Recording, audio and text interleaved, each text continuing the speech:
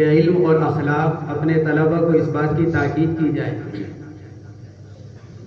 اللہ رب العزت کا یہ بڑا احسان ہے کہ اس نے ہمیں اور آپ کو ایک ایسے ادارے سے نسبت مرحمت فرمائی ہے اور ایسے ادارے میں آ کر یہاں علم کے حاصل کرنے کا موقع مرحمت فرمایا، جس نے بر صغیر نہیں بلکہ پوری دنیا کے اندر اپنی ایک علمی اور دینی تاریخ رقم کی ہے۔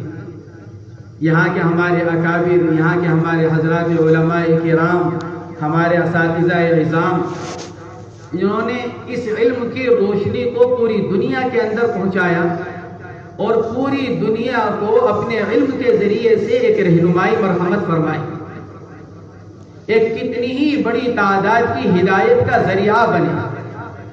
اس ادارے کے ساتھ اللہ رب العزت نے ہمیں اور آپ کو جو نسبت مرحمت فرمائی ہے، ہم سب کی یہ ذمہ داری ہے کہ ہم اس نسبت کا احترام کریں۔ یہ ہم سب کی مشترکہ ذمہ داری ہے، اساتذہ ہوں، تلامذہ ہوں، ہمارے شاگرد ہوں، ملازمین مدرسہ ہوں، یہ ہر ایک کے لیے اللہ کی ایک بڑی نعمت ہے، لہذا ہر ایک کو اس کا احترام کرنا چاہیے۔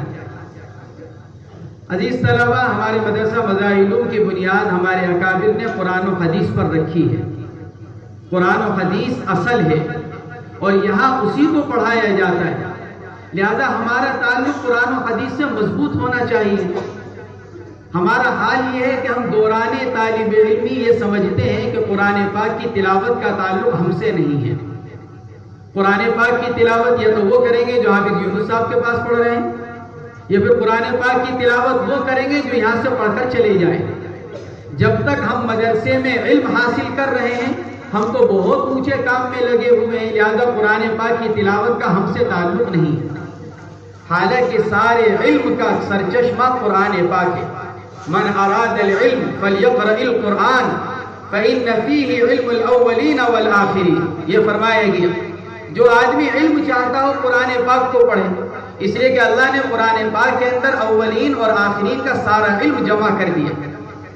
تو ہمارا تعلق قرآن پاک سے مضبوط ہونا چاہیے، ہم قرآن پاک کی تلاوت کرنے والے بنے، قرآن پاک میں تدبر اور غور و فکر کرنے والے بنے، ہمارا تعلق احادیث شریفہ سے ہو، یعنی ہماری زندگی سنت کے اوپر ہو، سنت کے مطابق ہو ہماری زندگی۔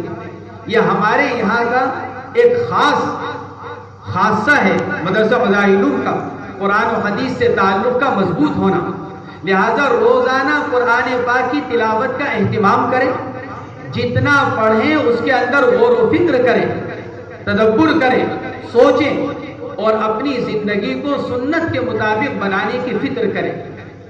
ہمارے اکابر رحمہم اللہ نے اپنی زندگی کو سنت کے مطابق ایسا بنایا تھا کہ ان کا ہر قول و فعل سنت کے مطابق ہوتا تھا۔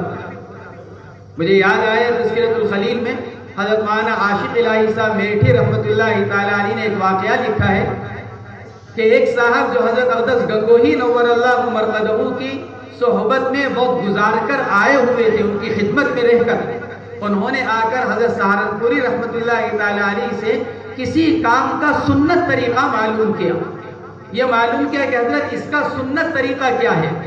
تو حضرت سہارنپوری رحمۃ اللہ علیہ نے جواب میں ارشاد فرمایا، کیا تم نے حضرت گنگوہی کو یہ کام کرتے ہوئے دیکھا کہ حضرت گنگوہی نے اس کام کو کس طرح کیا؟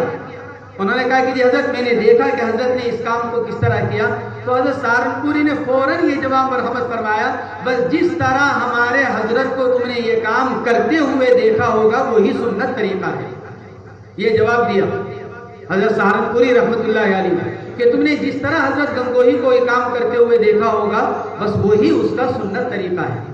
یہ ہمارے اکابر رحمہم اللہ کو اللہ نے یہ چیز مرحمت فرمائی، اس لیے ہم بھی یہاں سے یہ چیز لے کر جائیں کہ ہمارا تعلق قرآن پاک سے، ہمارا تعلق سنت والی زندگی سے ایسا پکا ہو جائے، مضبوط ہو جائے کہ لوگ ہم کو دیکھ کر مدرسہ مظاہر اور تمہارے اساتذہ کو یاد بھی کریں اور ان کو دعائیں بھی دیں۔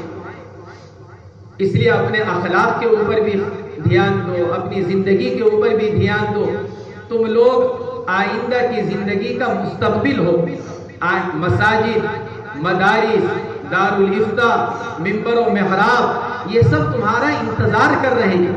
لہذا اس کے لیے ضروری ہے کہ اپنے اندر علمی اعتبار سے اور اخلاقی اعتبار سے پختگی پیدا کرو. تم آئندہ کا مستقبل ہو، آئندہ کے مظاہروں کے نمائندہ ہو، لہذا جہاں جاؤ دین کی خدمت کا جذبہ لے کر جاؤ اور مظاہروں کا مزاج لے کر جاؤ. اللہ نے مظاہروں کا ایک الگ مزاج بنایا ہے، اور وہ مزاج انسان کو جب آتا ہے جب یہاں رہ کر اس مزاج کو حاصل کرنے کی فکر کرے.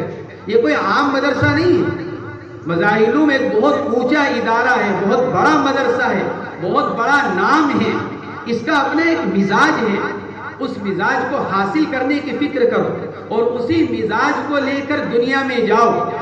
مظاہروں کا مزاج لے کر، مظاہروں کی خوشبو لے کر، اور اسی مزاج کو اور اسی خوشبو کو پوری دنیا میں پہنچاؤ، کیونکہ تم مظاہروں کے نمائندہ ہو اور تم آئندہ کی زندگی کا مستقبل ہو.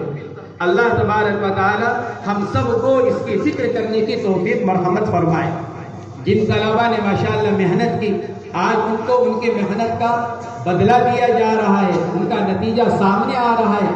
لیکن یہ بات یاد رکھو، یہاں آ کر کام پورا نہیں ہوتا، بلکہ یہ تو محنت کرنے والوں کو ان کے ارادوں میں اور مضبوط کرنے کے لیے یہ جلسہ منعقد کیا جاتا ہے. اس لیے نہیں کہ محنت کرنے والے اپنی محنت کو چھوڑ دیں یا محنت کرنے والے اپنی محنت کے اندر کمی کر دیں، بلکہ یہ جلسہ انعامی اس لیے منعقد کیا جاتا ہے تاکہ محنت کرنے والوں کو حوصلے میں اضافہ ہو اور مزید محنت کرنے پر آئیں، اور دیگر طلباء بھی یہ سوچیں کہ فلاں طالب علم نے محنت کی. اللہ تبارک و تعالیٰ نے اس کو یہ مقام مرحمت فرمایا کہ تمام اساتذہ کے سامنے اور طلباء کے سامنے اس کی ہمت افزائی اور حوصلہ افزائی کی جا رہی ہے. میں بھی انشاءاللہ محنت کروں گا. یہ اسی کے لیے جلسہ انعامی منعقد کیا جاتا ہے. مقصد کیا ہوتا ہے؟ حوصلہ افزائی اور طلباء کو محنت پر لانا. اس لیے تم سب یہ ارادہ کرو، جنہوں نے محنت کی ہے اور جن کو آج انشاءاللہ انعامات ملیں گے وہ تو ہے ہی، ہمارے بقیہ تمام طلباء بھی اس کا ارادہ کریں کہ انشاءاللہ ہم بھی محنت کریں گے اور محنت کر کر انشاءاللہ ہم بھی اپنے آپ کو انعامات کا مستحق بنائیں گے. یہ تو دنیا کے معمولی انعامات ہیں، نقد روپے کا مل جانا، کتابوں کا مل جانا، یہ تو دنیا کے معمولی انعامات ہیں. اصل انعام تو جب ملے گا جب ہم انشاءاللہ اللہ رب العزت کے حضور حاضر ہوں گے اور اللہ رب العزت اس علم کی بنیاد پر ہمیں اور آپ کو انشاءاللہ نوازیں گے. امام محمد رحمۃ اللہ علیہ کا واقعہ مشہور ہے. خواب میں دیکھا گیا تھا، معلوم کیا گیا تو کیا ارشاد فرمایا تھا؟ اللہ رب العزت نے ارشاد فرمایا، محمد اگر تم کو معاف نہ کرنا ہوتا، تمہاری مغفرت نہ کرنی ہوتی تو تم کو علم نہ دیا جاتا. اس لیے اصل انعام تو انشاءاللہ قیامت کے دن ملے گا، لیکن اس دنیا میں انعامات کو حاصل کرنے کے لیے